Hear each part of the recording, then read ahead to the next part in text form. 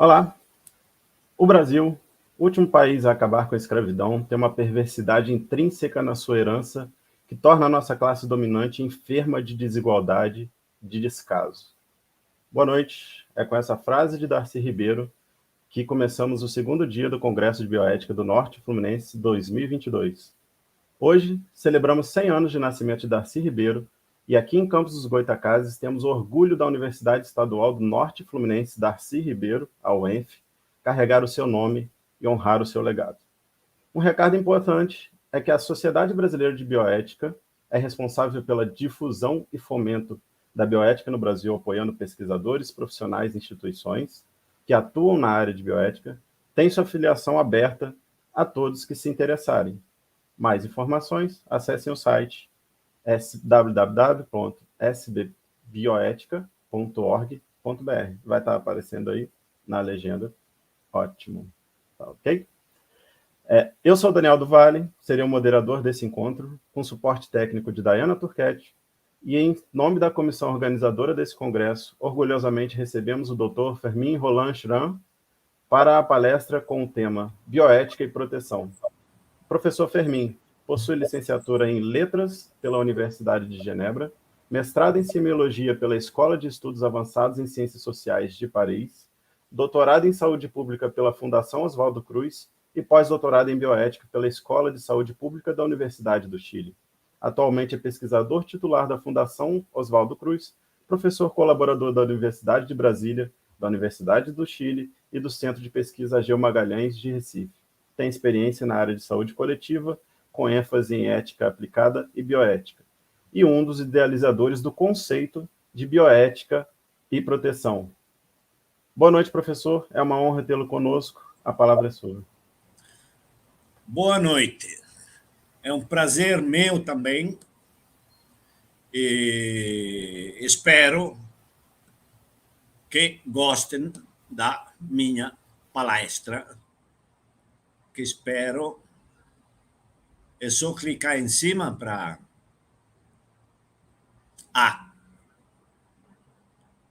Vou ampliar. Pronto. Bem, bioética e proteção. BP, que pode significar British Petroleum, mas não é o caso. E vamos começar com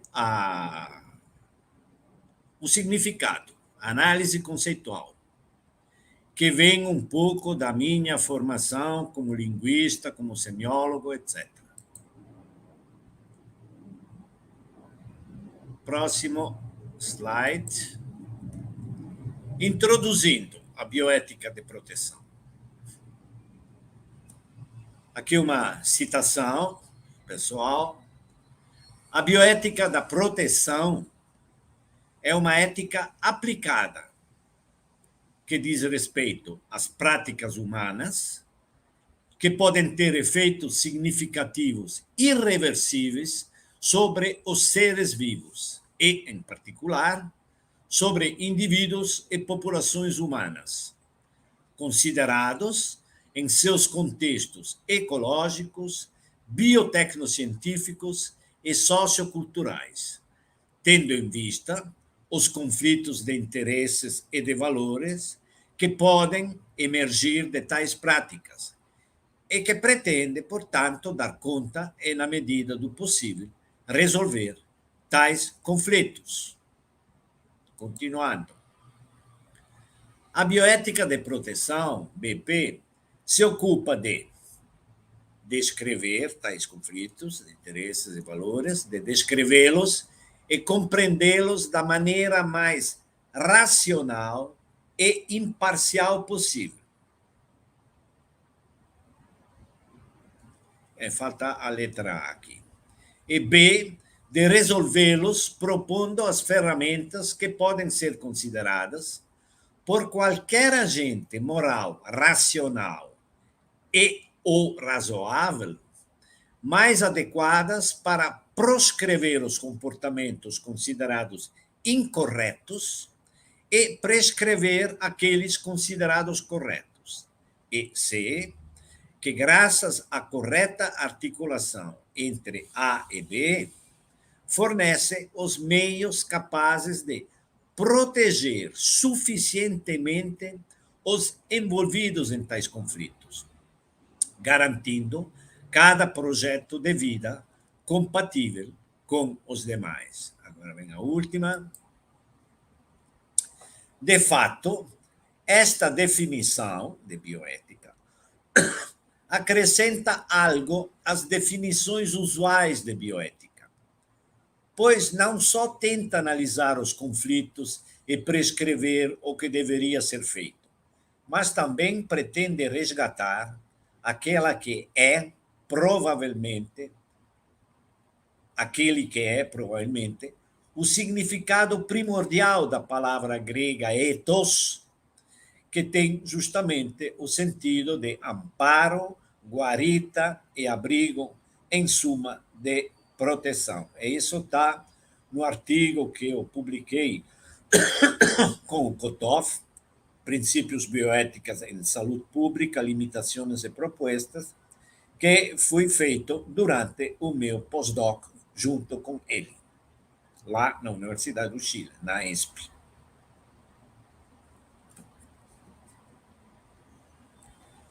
E agora vamos lá, essa definição inicial.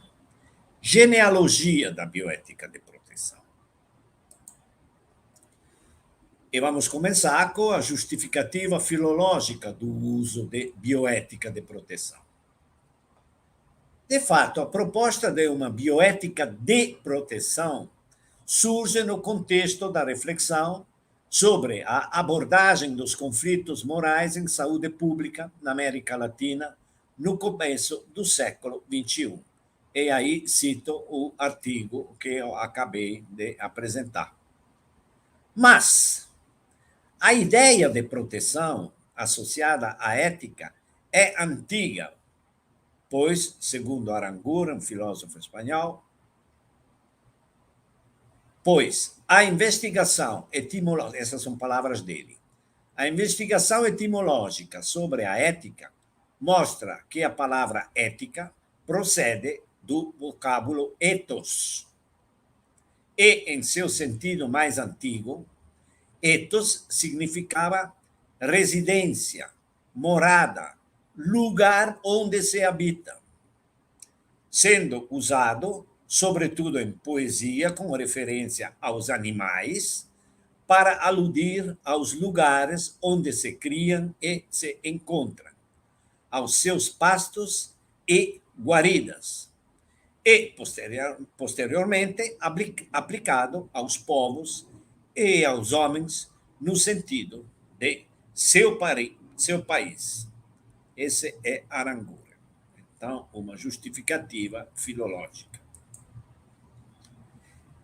Recuperando as origens, portanto, o sentido primitivo de proteção, atribuído ao ethos, foi parcialmente recuperado pelo fundador da bioética, Van Rensselaer Potter. Tinha IAR, lá nos anos 20 na Alemanha, mas era bio-ética, é diferente. O Van Rensselaer Potter, que concebeu a bioética como ciência da sobrevivência. Isso está no artigo dele de 1970. E que deveria ser também uma forma de sabedoria, palavras que ele usa, do grego phronesis, ou prudência, capaz de assegurar, tem um A a mais, de assegurar a preservação da biosfera como um todo e na qual existimos. Para recuperar, poder concretizar sua preocupação, Potter considerará, anos depois, a necessidade de uma bioética global. Isso foi em 89, 19 anos depois. Capaz de enfrentar os conflitos das relações que os humanos estabelecem com o meio ambiente ao qual também pertencem.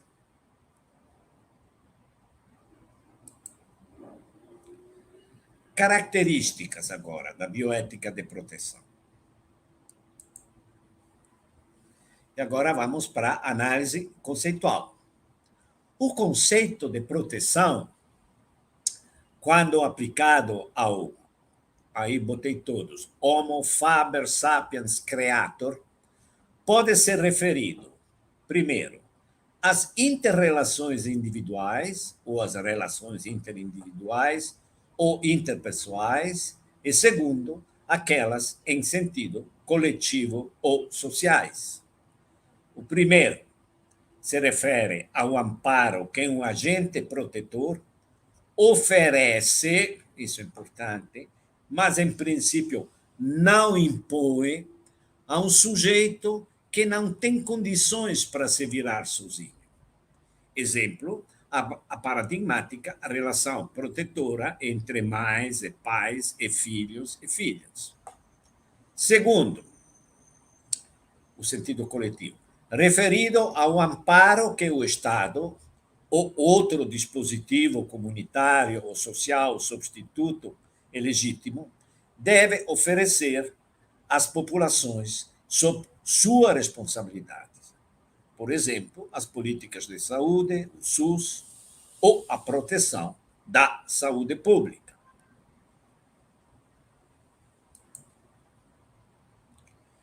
E aqui uma citação de um artigo, desculpe, que publiquei na ENSP em 2005 com Marlene Braz, que foi minha orientada e que se tornou presidenta da Sociedade Brasileira de Bioética,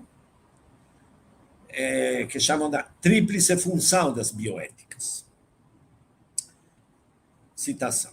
A bioética é uma ética aplicada que pretende resolver os conflitos e controvérsias morais implicados pelas práticas no âmbito das ciências da vida e da saúde,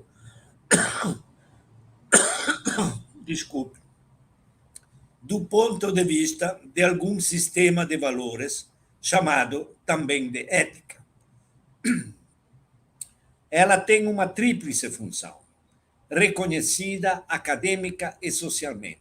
Primeiro, descritiva, consistente em descrever e analisar, de maneira racional e imparcial, os conflitos em pauta. Segundo, normativa com relação a tais conflitos, no duplo sentido de proscrever os comportamentos que podem ser considerados reprováveis e de prescrever aqueles considerados corretos.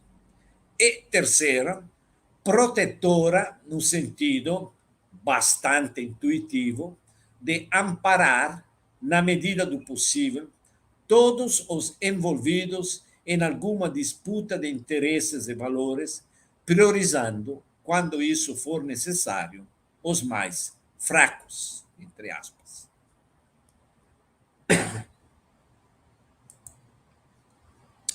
O contexto do projeto, de onde surgiu o projeto da bioética da proteção. O projeto da bioética de proteção surgiu da necessidade de pensar uma ferramenta distinta, mas não necessariamente separada, do principialismo bioético. E aqui me refiro ao livro de Beauchamp e Childress. Sendo este, o principialismo, identificado essencialmente como norteador da ética médica ou biomédica, e referido essencialmente à moralidade da interrelação médico-paciente. A bioética de proteção foi referida, em particular, aos conflitos morais que surgem principalmente no campo da saúde pública, e pensando em possíveis soluções para dar amparo a populações de suscetíveis e vulnerados, já vou voltar de novo, que não são capacitados ou empoderados para enfrentar a adversidade com seus próprios meios. Aí me refiro sempre àquele artigo com Kotoff. Agora, esse termo de proteção já apareceu, por exemplo, no relatório Belmont. Embora o termo proteção ainda não tivesse sido explicitamente associado à palavra bioética, por exemplo, num princípio de proteção, ele já tinha sido usado no léxico da ética aplicada. Por exemplo, no relatório Belmont, de 1979, referido à pesquisa envolvendo seres humanos no campo da biomedicina, quando a palavra proteção, referida aos sujeitos humanos, significa, aqui, graças a Johnson, Veitch e Walters, né, que se referem ao relatório Belmont, que significa salvaguardar, safeguarding, os direitos e o bem-estar, o welfare, de sujeitos humanos envolvidos na pesquisa e que devem ser adequadamente protegidos. Sublinhei aqui.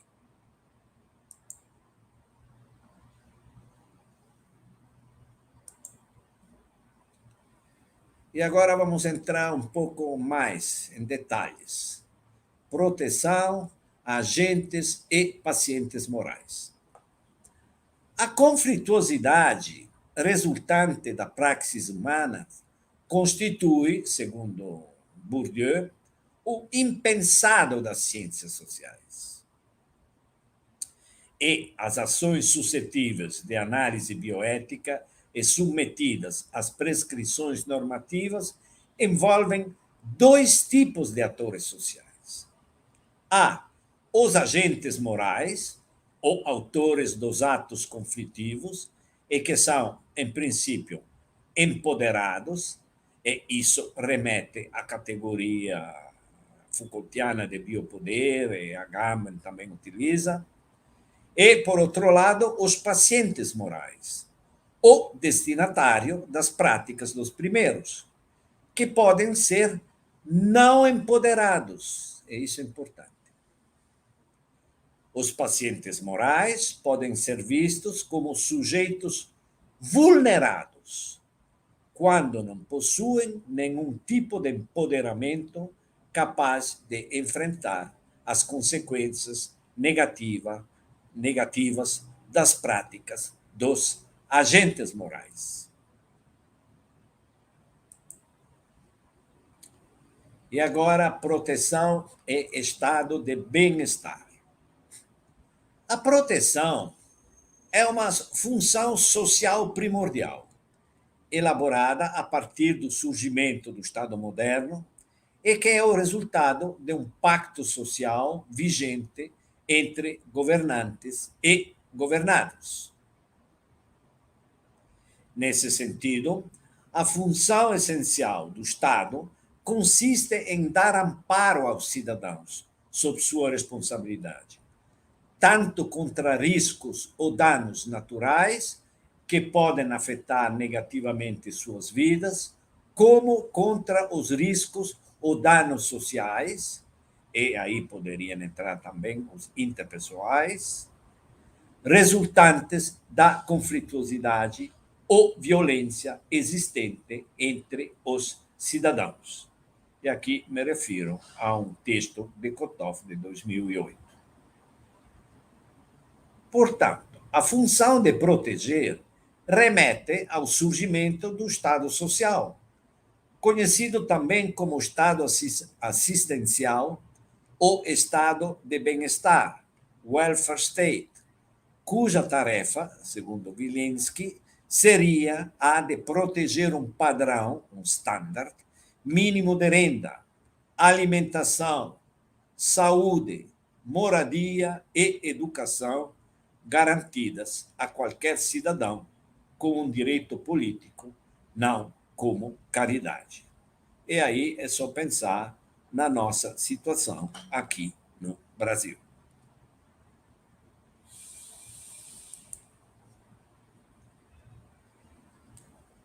Proteção social, estado de bem-estar. A prática da proteção social pode ser entendida em sentido, primeiro, minimalista ou, segundo, maximalista. segundo Manuel Castells, no sentido minimalista, como assistência a indivíduos e populações que, pelas razões mais variadas, um handicap físico ou psíquico, uma incapacidade devido à idade ou ainda uma situação social desastrosa, são colocados provisoriamente ou definitivamente fora do regime comum das trocas sociais e, em particular, são incapazes de responder às suas necessidades ou, no sentido maximalista, mais amplo, portanto, com seguridade social generalizada ao conjunto da população e consistente em sistemas de seguros contra os principais riscos sociais, como doenças, acidentes e desemprego. Isso é Castel falando da relação entre proteção social e estado de bem-estar. E agora vamos sobre essa questão da vulnerabilidade e vulneração. O campo de aplicação do princípio de proteção poderia ser visto como sendo o mesmo daquele coberto pelo princípio de vulnerabilidade, pois, segundo Kemp e Rendorf, o princípio de vulnerabilidade, prescreve como fundamento da ética o respeito, a preocupação e a proteção do outro e da vida em geral, com base na verificação universal da fragilidade, da finitude e da mortalidade dos seres. Entretanto, eu discordo um pouco disso, o campo semântico dos dois princípios não é exatamente o mesmo, pois a bioética de proteção não se refere a pessoas e populações genericamente vulneráveis, mas às suscetíveis ou às concretamente vulneradas. E vamos agora fazer referência ao contexto socioeconômico.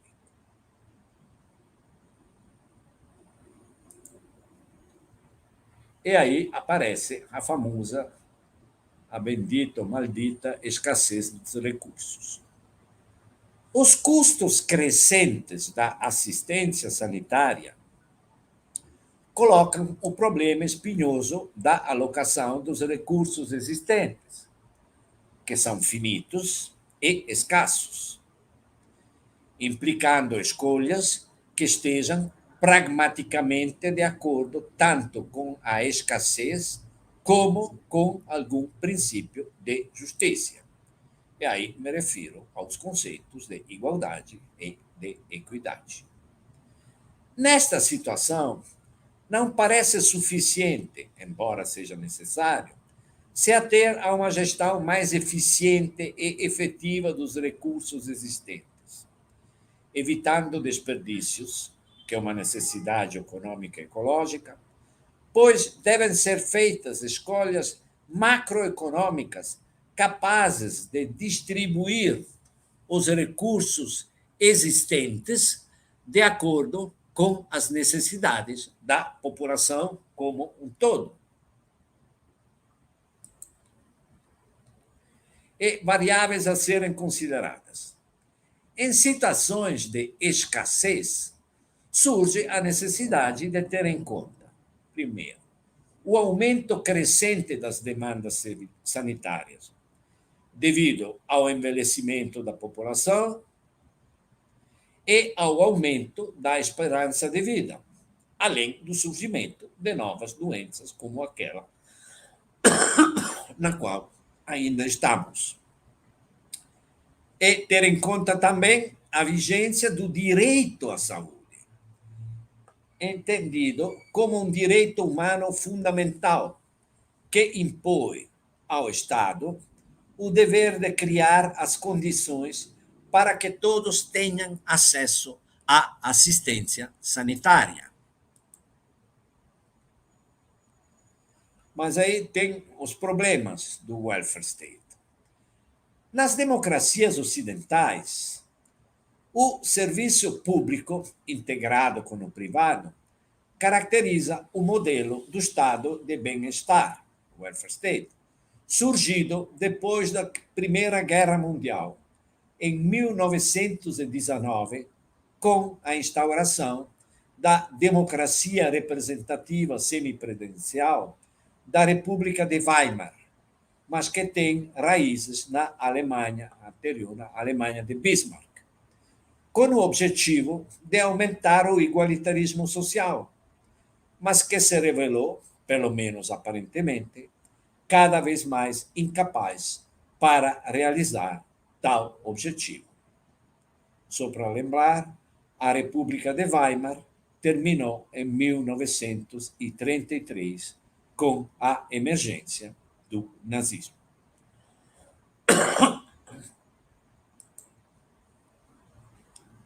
E agora vamos lá, bioética e economia.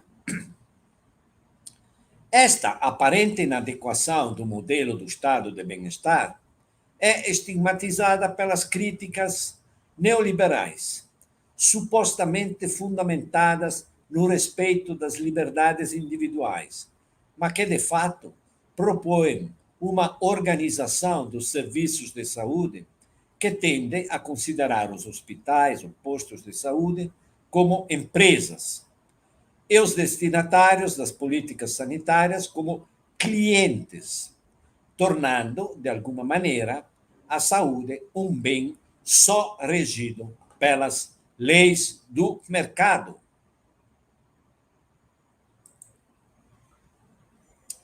Neste contexto, parece que estejam se impondo escolhas prioritárias que tenham em devida conta. Primeiro, um conceito razoável de saúde, e aí eu botei entre aspas OMS com ponto de interrogação, porque por mim você sabe que a saúde é o completo bem-estar físico, psíquico, etc, etc, e que alguns bioticistas, aliás, já criticaram. E uma responsabilidade individual pela própria saúde por parte de cada cidadão. E aqui me refiro à prevenção, aos estilos de vida, considerada em princípio capaz de garantir, com seu comportamento correto, uma justa alocação dos recursos sanitários, que são finitos e escassos, para a melhora da saúde e do bem-estar individual e coletivo. E aqui, bioética e saúde pública. Do ponto de vista da saúde pública, a prioridade é a defesa ou proteção da saúde, considerada como único caminho para garantir prestações médicas difusas e eficazes para todos os cidadãos que precisam, conjugando a proteção da saúde da população com custos sustentáveis. Já do ponto de vista da bioética sanitária, a questão central parece ser compatibilizar o possível, destacado pela economia e o management, com o moralmente correto. Segundo Di Vittorio, de fato, a história da saúde pública é atravessada por uma polaridade.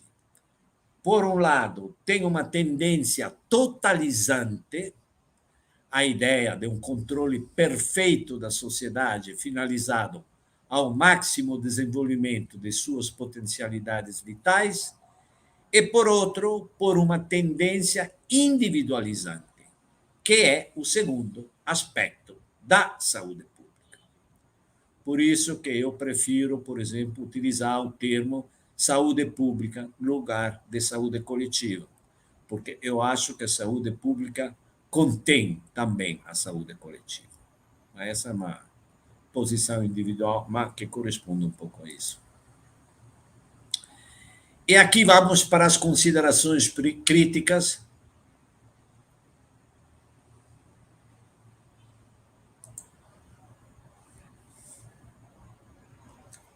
Aí, é pertinente falar em bioética de proteção ou bioética da proteção? A proposta de associar bioética e proteção não é nova, mas a proposta de criar uma ética em torno à proteção talvez o seja em alguma medida, podendo ser vista como um fundamento moral para um mundo de desiguais, de desempoderados que requerem suporte e amparo. Isso é Kotov, no artigo posterior, 2007. Mas a bioética de proteção não é objeto de consenso, pois, ainda segundo Kotov, a bioética da proteção pode também ser vista como uma nomenclatura insatisfatória, por não considerar o fato da bioética ser uma ética aplicada, persistentemente imergida em assimetrias entre agentes e afetados. Razão pela qual seria mais correto, segundo Kotov, falar de uma proteção bioética no sentido de desenvolver uma ética de resguardo através da qual a bioética reflete sobre as práticas sociais de sua incumbência. Ou então, em ética de proteção, situada além da bioética, e que abandona o terreno da reflexão e se consagra à ação, reconhecendo as necessidades reais dos seres humanos existentes, para os quais não há consolo na filosofia, mas somente na assistência. Entretanto, ao referir-se a sujeito e a populações de vulnerados, a bioética de proteção pressupõe, de fato, uma assimetria em termos de empoderamento entre protetor e protegido. Essa já é a resposta que eu dou a Kotov. De fato, a questão da pertinência do uso do termo bioética de proteção parece ficar em aberto para o próprio autor da crítica ao seu uso, pois Kotov voltará, um ano depois, a utilizar a nomenclatura bioética de proteção non verbete da enciclopedia, mas sem defini-la ulteriormente. O que parece deixar a questão em suspenso, permitindo que nos mantenhamos no plano de uma reflexão que convida ao livre exercício de uma prática protetora. São palavras dele. Portanto, sobre a pertinência da bioética de proteção. A bioética de proteção, Schramm, ou ética de proteção bioética, Kotov, pretende, em particular, dar conta da conflituosidade em saúde pública. Pois, partindo do pressuposto de que os programas sanitários só podem ser considerados moralmente legítimos se visarem a proteção das pessoas e das populações por parte do Estado, que, de jure, deve proteger os cidadãos sob sua responsabilidade por contrato, embora nem sempre o faça de fato, ou, para alguns, quase nunca.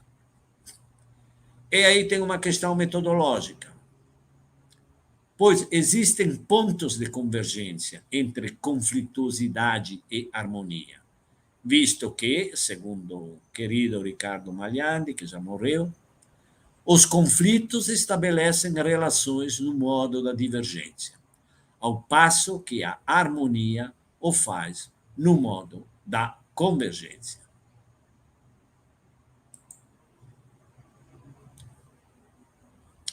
E agora uma distinção. Bioética de proteção stricto sensu e lato sensu. Uma das maneiras de evitar o risco de incompreensão consiste em distinguir dois âmbitos da bioética de proteção. a bioética de proteção stricto sensu, referido à proteção de pessoas e populações vulneradas que não têm a capacidade de se protegerem sozinhas e de realizar seus projetos de vida razoáveis e legítimos, ou então a bioética de proteção lato sensu, referida a um campo mais amplo de possíveis pacientes morais, como animais sencientes, outros seres vivos, inclusive sistemas vivos, como os ecossistemas e o próprio planeta Terra, ou Gaia, como dizem alguns, o que aproximaria a bioética de proteção lato sensu da bioética global de Van Rensselaer Potter. De fato, segundo Decolat, a questão da relação dos humanos com a natureza será provavelmente a mais crucial deste século. E hoje nós concordamos com isso. Pois os problemas ambientais se tornaram um sujeito de debate público em nível planetário. E porque se tornou difícil continuar a crer que a natureza é um domínio totalmente separado da vida social.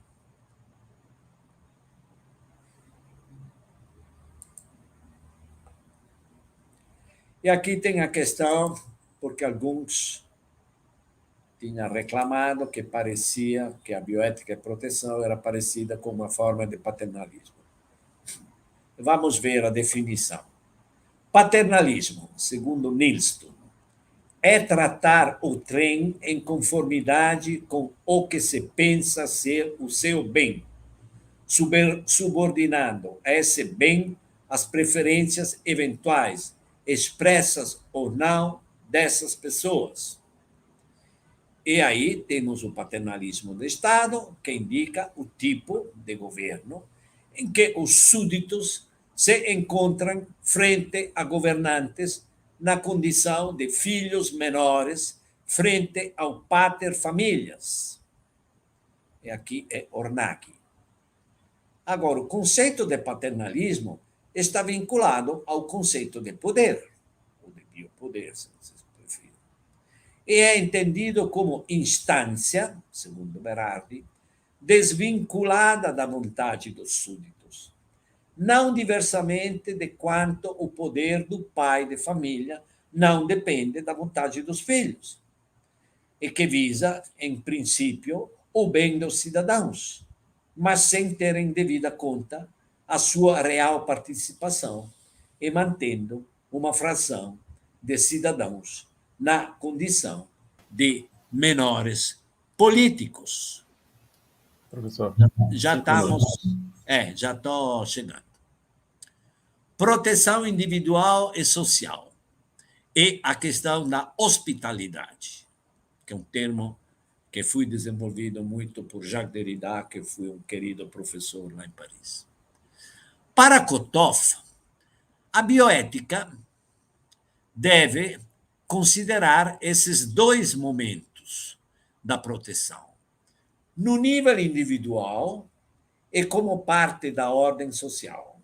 Portanto, a proteção é primeva do encontro pessoal e, mutatis mutandi, a proteção social está na base do estar junto coletivo.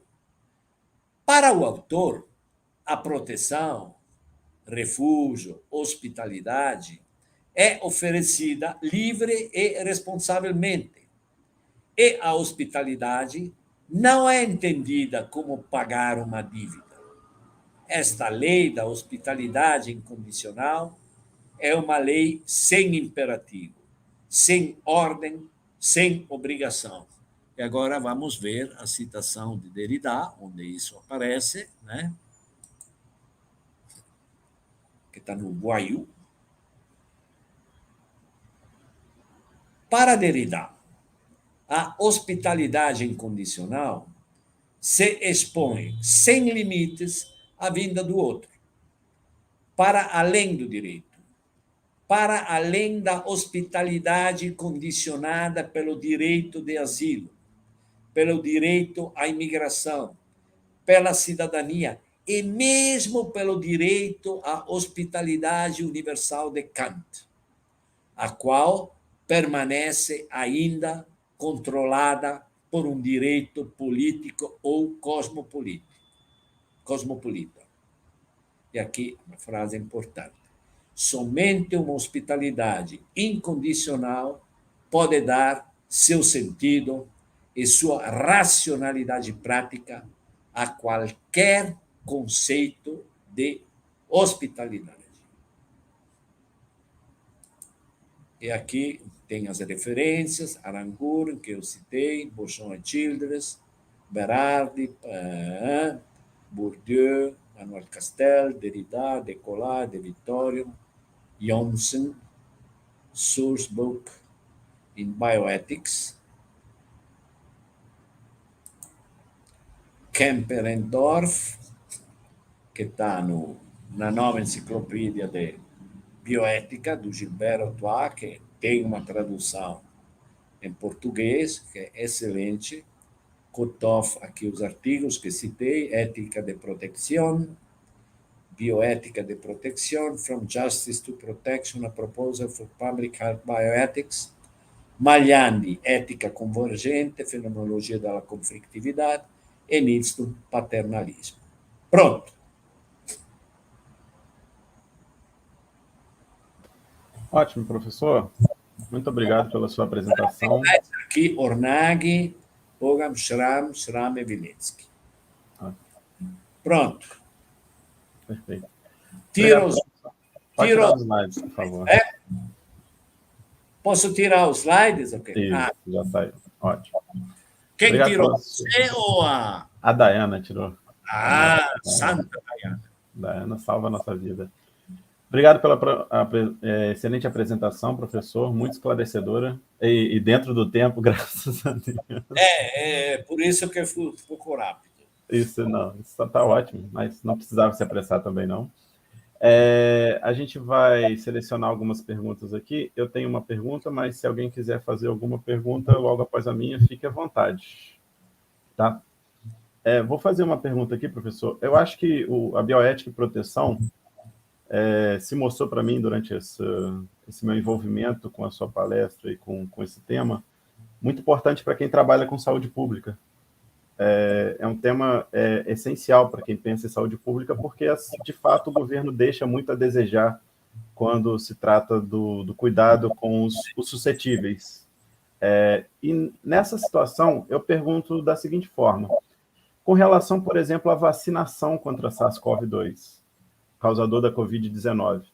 Claramente, uma grande parcela da população suscetível pela falta de formação e informação foi manipulada a se posicionar contra a vacina.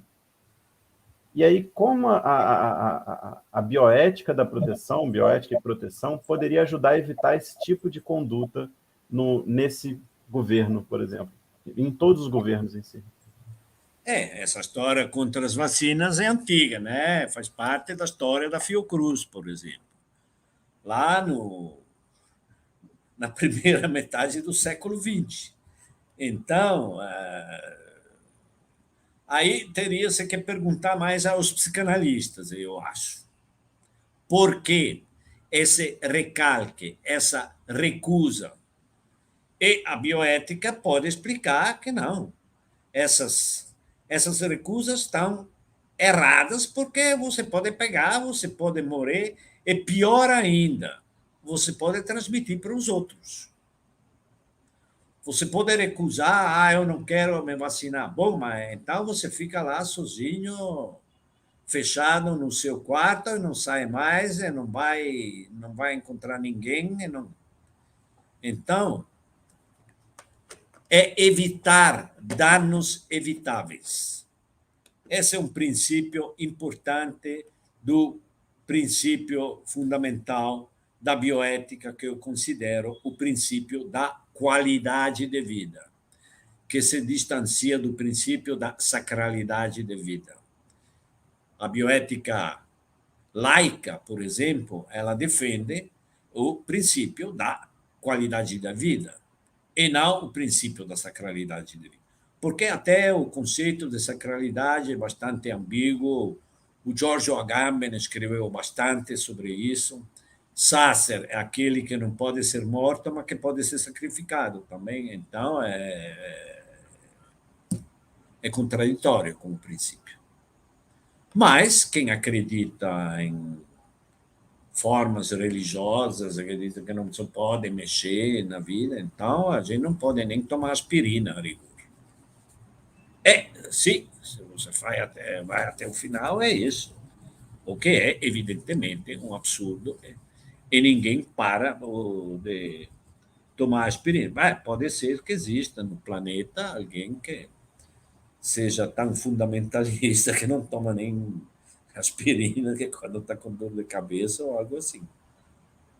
Então, esclarecer, ser claro e, sobretudo, utilizar uma linguagem, não uma linguagem como Heidegger, etc., que é praticamente incompreensível, mas uma linguagem clara. Aliás, uma coisa que eu aprendi estudando filosofia, que tem que ser claro, tem que saber traduzir conceitos difíceis da maneira mais simples possível. Claro, tentando evitar contradições, etc. Essa é a resposta que eu te daria. Perfeito, professor. Muito obrigado. Vou aguardar para ver se temos mais alguma pergunta. O pessoal tá tímido.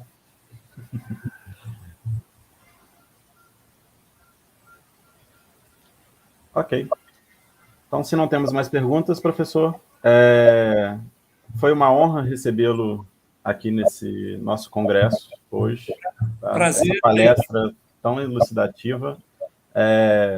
O Daiana, coloca o link aí para a gente do Congresso Internacional de Bioética. Isso. Aproveitamos também para convidar a todos para o 4º Congresso Internacional Ibero-Americano de Bioética, da PUC do Paraná, que terá início no dia 8 de novembro. Tá? Mais informações aí no site. Tá. Excelente. Todos interessados? Perfeito. Encerramos por aqui hoje, então. Continuem acompanhando o nosso evento. Há mais alguma consideração, professor? Não, quero agradecer por escutar. Obrigado. Obrigado, senhor, por fornecer o conhecimento. Tá bom. Um abraço. Boa noite a todos e obrigado.